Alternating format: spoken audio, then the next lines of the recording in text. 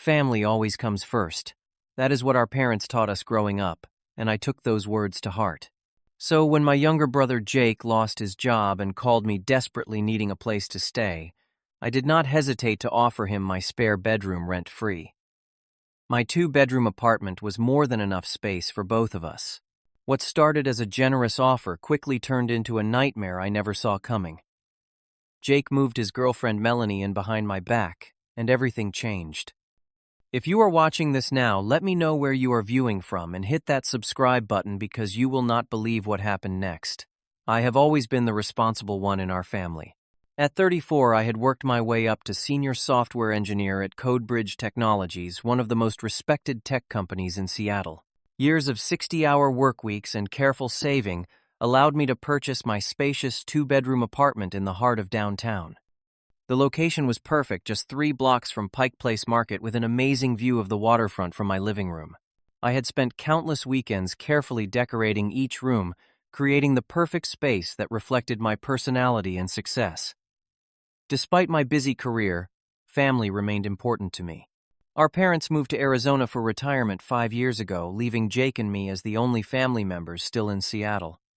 Even with his occasional irresponsibility, I always made time for my younger brother. Jake was 31, but sometimes still acted like he was in college. Charming and outgoing, he could talk his way into or out of almost any situation. This charisma served him well in his marketing career, but his personal finances were always a disaster. Student loans, credit card debt, and a tendency to live beyond his means kept him constantly struggling. I had helped Jake through tough spots before. 3 years ago, I loaned him money to cover rent when his roommate suddenly moved out. Last year, I co-signed on his car loan when his credit score was too low to qualify on his own. Each time Jake promised to be more responsible, and each time he would eventually slip back into old habits. Still, he was my brother, and I could not turn my back on family. When Jake called me on a rainy Tuesday evening in March, I could hear the desperation in his voice. Artisan marketing, where he had worked for the past 2 years, had undergone massive downsizing. Jake, along with 30% of the staff, had been let go with only 2 weeks of severance pay. His voice cracked as he explained that with his current debt and minimal savings, he would not be able to make next month's rent. "I just need some time to find another position," Jake said. "The job market is tight right now, but with my experience, I know something will come up soon." I invited him over that evening to discuss options. We sat at my kitchen island drinking beers and talking through his situation. Jake looked defeated, dark circles under his eyes, and his usually perfectly styled hair disheveled. My apartment had a comfortable spare bedroom that I primarily used as a home office. The decision seemed obvious to me. "Why not stay here while you job hunt?" I offered. "The spare room is just collecting dust anyway." Jake looked up, surprise and relief washing over his face. "Are you serious? What about rent? I cannot afford much right now." "No rent necessary for the first 3 months," I said firmly. "Just focus on finding a good job, get back on your feet, and we will reassess after that if needed." Jake jumped up and hugged me, thanking me repeatedly. We spent the rest of the evening outlining some ground rules to ensure our living arrangement would work smoothly. Jake would be responsible for his own groceries, help with cleaning, and most importantly, treat the job search like a full-time position. He promised to be out of my apartment within 3 months, hopefully sooner. The first few weeks of our new living arrangement went surprisingly well. Jake settled into the spare room, setting up a small desk for his job search activities. Each morning he would be up early, dressed professionally, as if going to work, and spend hours updating his resume, applying to positions, and networking. In the evenings, we would often cook dinner together and catch up on each other's life. It felt like when we were younger, staying up late, playing video games, and talking about our dreams.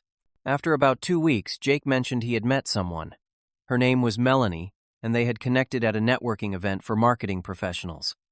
Jake spoke about her with an enthusiasm I had not seen from him in years. According to him, she was brilliant, ambitious, and understood his current situation without judgment. I was genuinely happy for him, though I did notice his job hunting intensity seemed to decrease as his time with Melanie increased. The first time Melanie visited our apartment was for dinner about 3 weeks after Jake moved in. She arrived with an expensive bottle of wine and a warm smile. Melanie was striking with long auburn hair and confident posture that commanded attention the moment she entered a room. Throughout dinner, she asked detailed questions about my career, the apartment, and my future plans. At the time, I interpreted her interest as friendly conversation, but looking back, I realized she was gathering information. That dinner was the first of many visits. Within days, Melanie was staying overnight occasionally, then regularly. I did not mind at first, as Jake seemed happier than he had been in months. Still, small things began to change around the apartment. Items in the refrigerator were rearranged. Decorative pillows I had never seen before appeared on my couch. Scented candles with overpowering fragrances materialized in the bathroom. When I mentioned these changes casually to Jake, he would shrug and say, "Melanie just has a good eye for these things. She is trying to help." One comment from Melanie particularly stood out. As she examined my living room bookshelf one evening, she turned to Jake and said just loud enough for me to hear, "This place has so much potential. Imagine what we could do with it." The statement seemed innocent enough, but something in her tone made me uneasy. Little did I know this was just the beginning. Everything changed when I returned a day early from a business trip to San Francisco. The conference had ended sooner than expected, and I decided to catch an earlier flight home rather than spend another night in the hotel. I arrived at my apartment around noon, looking forward to relaxing for the rest of the day. The first thing I noticed was the unfamiliar shoes by the door, much too small to be Jake. In the laundry room, I found women clothing I had never seen before mixed in with my laundry. My bathroom counter, usually organized with just my basic toiletries, now hosted an array of makeup, hair products, and skincare items neatly arranged as if they belonged there permanently. When Jake returned from grocery shopping an hour later, the look of surprise on his face confirmed my suspicions. He had not expected me home so soon, and clearly had something to hide. "We need to talk," I said calmly, gesturing toward the living room. Jake set down his grocery bags and reluctantly followed. "Look before you say anything I can explain. Is Melanie living here?" I asked directly. Jake ran his hand through his hair, a nervous habit he had since childhood. "Not exactly living here. She is just staying over more frequently." I pointed to the closet in the hallway, which was now filled with women coats and shoes. "That looks like more than staying over Jake." After several minutes of evasion, Jake finally admitted the truth. Melanie had given up her apartment 3 weeks ago, claiming temporary issues with her landlord. What was supposed to be a few days of emergency housing had silently transformed into a permanent arrangement, all without my knowledge or consent. "Her situation is complicated," Jake pleaded. "Her landlord sold the building, and the new owners are renovating all units. She had to leave with barely any notice. And you did not think to ask me before moving someone into my apartment." I kept my voice level despite my growing frustration. "I knew you would say no," Jake admitted. "And she had nowhere else to go. I was going to tell you when you got back from your trip." After much discussion, I reluctantly agreed to let Melanie stay for a maximum of 2 weeks while she found new housing. Jake promised they would both actively search for a place they could afford together. I made it clear this was a temporary solution, and not what I had signed up for when offering my brother a place to stay. Those 2 weeks became the most uncomfortable period of my life in my own home. Gradually, Melanie began rearranging my apartment, as if claiming territory. I would leave for work with the living room furniture in one configuration, and return to find it completely different. Kitchen cabinets were reorganized without my input or consent. My food and beverages disappeared without replacement, and when I mentioned it, Melanie would smile sweetly and say I thought we were sharing everything. Jake became increasingly defensive whenever I raised concerns. "Melanie just likes things organized differently," he would say. Or, "She is trying to make this place more functional for everyone." The brother who had been so grateful and considerate just weeks earlier now seemed to prioritize Melanie comfort over my own in my apartment. Melanie behavior grew more assertive with each passing day. She would make passive-aggressive comments about my habits like Raymond do. "You always leave your coffee mug on the counter like that." Or, "I organized your mail for you. It was just sitting there, collecting dust." My personal space felt increasingly invaded with boundaries constantly crossed. One evening, I returned from work to discover my personal items had been relocated or had vanished entirely. Family photos that had adorned my hallway for years were removed, replaced with abstract prints I had never seen before. My collection of travel souvenirs had been boxed up and placed in a closet deemed too cluttered by Melanie. When I confronted Jake, he merely shrugged and said Melanie thought the new arrangement opened up the space. The situation worsened when Melanie began inviting friends over without notice. I would arrive home to find strangers in my living room using my things and treating my space as if it were a communal area in their own apartment building. The utility bills increased significantly, nearly doubling from the previous month. Jake avoided serious conversations about these issues, always claiming to be rushing out the door or too tired to talk. The breaking point came exactly 1 month after I discovered Melanie had moved in. I worked late, finishing a critical project, leaving the office around 11:00 p.m. Exhausted, I arrived at my apartment building, took the elevator to the 6th floor, and inserted my key into the lock. It would not turn. Thinking I might have the wrong key, I tried my entire keychain, but nothing worked. The lock had been changed. I called Jake repeatedly, but he did not answer. For 45 minutes, I sat in the hallway outside my own apartment, alternating between calling Jake and knocking on the door. Finally, Jake appeared looking apologetic, but not nearly apologetic enough for the situation. Sorry, man. Melanie was concerned about security in the building. She had the locks changed this afternoon. He opened the door, revealing Melanie sitting comfortably on my couch, scrolling through her phone as if nothing unusual had happened. You changed the locks to my apartment without telling me, I asked in disbelief. Melanie looked up casually. You should have called to let us know you would be home late. We were worried. Us. My apartment. Worried. Each word hit like a slap. When had this become their apartment? When had I become the outsider who needed to announce his arrival? Inside, I discovered other locks had been changed as well. My bedroom now had a new doorknob with a key that Jake sheepishly handed to me. The bathroom door had a new sliding lock installed. Even the hall closet had a small padlock on it. My apartment had become a fortress against me. The final insult waited on my bedroom door. A handwritten list titled House Rules for Raymond was taped there, written in neat, looping handwriting I recognized as Melanie. The list included restrictions on bathroom hours, kitchen usage times, and specifications about noise levels. One rule stated I must text before entering our apartment to ensure privacy. Another demanded I knock before entering common areas, like the living room or kitchen. When I confronted Jake about this absurdity, his defense was weak.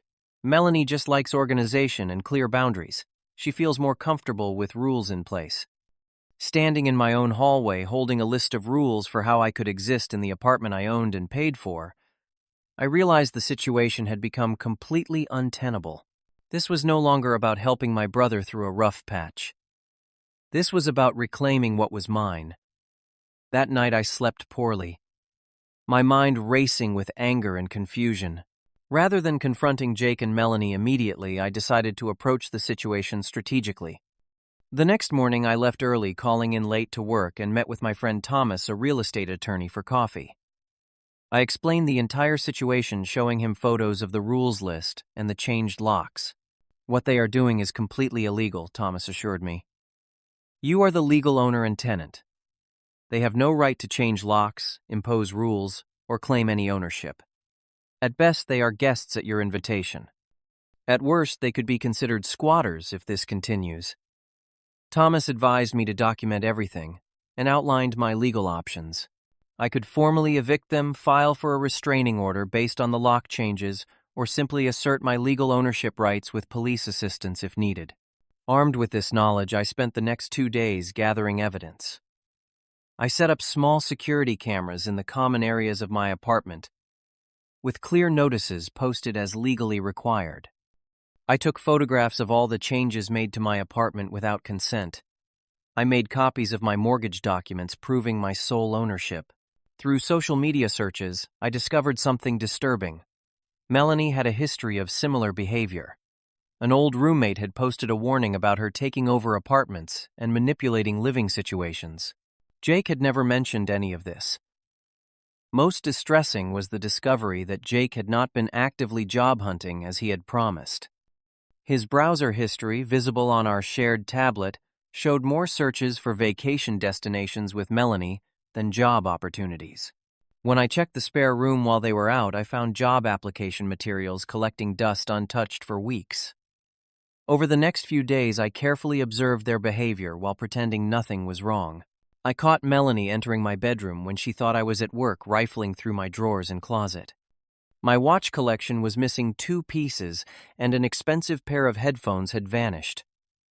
Through the security camera, I recorded Melanie telling a friend on the phone, "The place is practically ours now. Raymond is barely here and Jake has no idea I am planning to stay permanently." Most revealing was watching Jake's reaction to Melanie increasingly controlling behavior. When she demanded he ask permission to watch TV in the living room, I saw confusion and discomfort cross his face. When she criticized his job hunting efforts as pathetic in a private moment, they did not know I overheard. Jake looked genuinely hurt. My brother was caught in her manipulation as much as I was, though he did not yet realize it. With sufficient evidence gathered, I decided it was time for a direct confrontation. I invited both Jake and Melanie to dinner, claiming I wanted to discuss the apartment situation and come to a better arrangement. I prepared documentation of my lease and ownership papers. I placed a recording device on the table, informing them that I would be recording our conversation for clarity. I wanted to have this conversation because there seems to be confusion about whose apartment this is. I began calmly after we had sat down. I need to clarify some things. I placed my ownership documents on the table. This is my apartment. I am the sole owner. I invited Jake to stay temporarily while he found a new job. I did not invite anyone else, nor did I agree to any permanent changes to my living situation. Melanie's face transformed instantly from pleasant to cold. "Jake and I have made this place a home," she argued. "We have put work into improving it. You are hardly ever here anyway." "That is irrelevant," I replied. "It is still legally my property. The lock changes the rules list, moving my belongings. All of that was done without my permission and is not acceptable." As the conversation continued, Melanie's true intentions became increasingly clear. She spoke of our apartment and our space repeatedly. She suggested I was being selfish for not sharing what I had. Most revealing was her comment that perhaps I should consider finding my own place, since Jake and she had settled in so nicely. Jake sat in stunned silence as Melanie laid out her vision for my apartment, which apparently did not include me. I could see the conflict in his eyes as he witnessed her manipulation firsthand, perhaps for the first time seeing it clearly. When Melanie finished speaking, I presented my ultimatum calmly. There are 2 options here. Option 1, Melanie leaves immediately, and Jake continues staying here under our original agreement. Option 2, you both leave within 48 hours. Either way, I am changing the locks back tomorrow, and I will have a security company here while it happens. Melanie laughed dismissively. "You cannot kick us out. We have established residency. We have rights." "Actually," I replied, sliding Thomas' business card across the table, "I have consulted with a housing attorney. You have established nothing. You are here at my invitation, which I am now revoking." The 48 hours that followed were tense. Melanie alternated between attempting to intimidate me with vague legal threats and trying to convince Jake that I was being unreasonable. I maintained my position firmly, but kept the lines of communication open with Jake. On the second night, Jake knocked on my bedroom door around midnight. "Can we talk?" he asked, looking exhausted. We sat in the kitchen, speaking in hushed tones. "I found something you should see," Jake said, sliding his phone across the table. On the screen was a text conversation between Melanie and a friend dated from their first week of dating. "Found the perfect target," Melanie had written. "His brother has a gorgeous apartment downtown. Already working on moving in. Give me 3 months and it will be ours." Jake had discovered other disturbing messages as well. Melanie had never had landlord issues. She had simply seen an opportunity in my apartment and Jake's vulnerability. She had been planning this takeover from the beginning, and Jake had been an unwitting accomplice. "Ray, I am so sorry," Jake said, his voice cracking. "I had no idea. I thought she really cared about me. I never meant for any of this to happen." Seeing my brother's genuine remorse, I felt my anger softening slightly. "What do you want to do now?" I asked. "Help me get her out," Jake replied firmly. "Then I will find my own place as soon as possible. I need to make this right." The next morning, while Melanie was at a job interview, we changed the locks back. Jake packed her belongings carefully, placing everything in suitcases and boxes in the living room. When Melanie returned that afternoon, her key no longer worked. She called Jake in a fury, and he asked her to come up so they could talk. When she saw her packed belongings, Melanie exploded in anger. "You cannot do this. This is illegal. I will sue both of you," I stepped forward calmly. "Everything here belongs to you and has been packed with care. Jake has ended your relationship. This is my apartment and you are no longer welcome here. You have 30 minutes to arrange transportation for your things before I call the police to report trespassing." Melanie turned to Jake, her expression changing from rage to manipulation. "Baby, you do not mean this. Think about what we have. Think about our plans." Jake stood firm. "I saw the texts, Melanie. I know this was all planned. Please just go." When Melanie refused to leave, still insisting on her rights to stay, I called the police as promised. 2 officers arrived, quickly reviewed my ownership documents, and explained to Melanie that she had no legal standing. Under their supervision, Melanie finally gathered her belongings and left, though not without a final threat. "This is not over," she hissed as she walked out the door. "You will regret this." As the door closed behind her, I felt an overwhelming sense of relief. My apartment was mine again. But the road to recovery had just begun. The first few days after Melanie's departure were awkward. Jake and I moved carefully around each other, both processing what had happened. My apartment felt different, almost foreign, after the invasion of my space. I spent a weekend restoring it to its original state, removing all traces of Melanie's presence and reclaiming each room as my own. One evening, about a week after the confrontation, Jake and I finally had the honest conversation we needed. We sat on the balcony watching the sunset over Elliott Bay, each with a beer in hand. "I should have never let things get so out of control," Jake said, breaking the silence. "You offered me a place to stay out of kindness, and I took advantage of that. Why did you not tell me when she first moved in?" I asked the question that had been bothering me most. Jake sighed deeply. "At first, it really was supposed to be temporary. Then she kept making excuses about why she could not find a new place. Before I knew it, weeks had passed, and I was afraid you would be too angry if I told you the truth. Melanie convinced me you would understand eventually. And the locks. The rules. How could you think that was okay?" I could not keep the hurt from my voice. "I did not know about the rules until you showed me," Jake admitted. "The locks were her idea. She claimed it was for security, but looking back, I see it was all part of her plan. She was manipulating both of us, and I was too blind to see it." Over the next hour, Jake took full responsibility without making excuses. He apologized sincerely and asked what he could do to rebuild our trust. Together, we established clear boundaries for his continued stay. Jake would have 2 more months in the spare room, during which time he would actively search for jobs, documenting his applications and interviews. He would contribute to utilities and groceries from his remaining savings. Most importantly, he would respect my space and my rules, understanding that this was my home where he was a guest, not a co-tenant. True to his word, Jake threw himself into the job search with renewed determination. He would leave early each morning for networking events, interviews, and coffee meetings with industry contacts. In the evenings, he would apply to positions online, revise his resume, and follow up on leads. I noticed brochures for studio apartments on his desk, evidence he was planning for independence. This experience changed both of us. I became more assertive about setting boundaries in all my relationships. I realized that my generosity, while well-intentioned, had enabled Jake dependence. By helping without expectations, I had inadvertently contributed to his lack of responsibility. Moving forward, I would balance my natural desire to help family with the wisdom to protect myself. For Jake, the experience was transformative.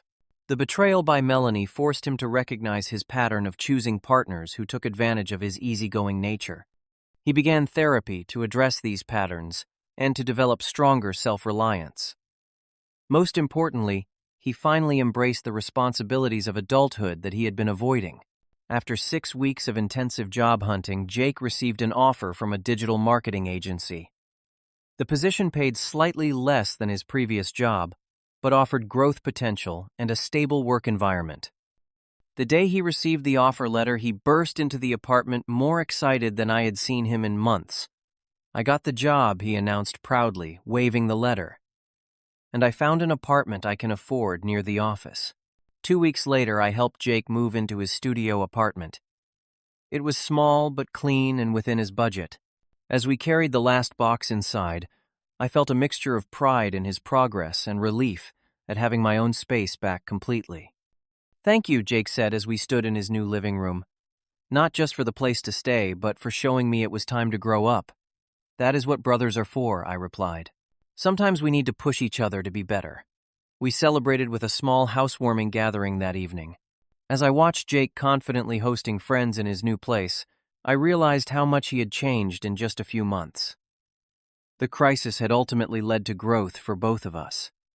Back in my apartment that night, I walked through each room appreciating the peace and order that had been restored. The experience had taught me valuable lessons about the true meaning of family support. Helping someone does not mean sacrificing your own boundaries or enabling destructive behavior. Real support includes honesty, accountability, and sometimes difficult conversations. I also learned the importance of clear communication, even with those closest to us. Assumptions and unspoken expectations had allowed the situation to escalate beyond what either Jake or I had intended. In the future, I would establish clear terms and expectations from the beginning of any arrangement, no matter how temporary it seemed.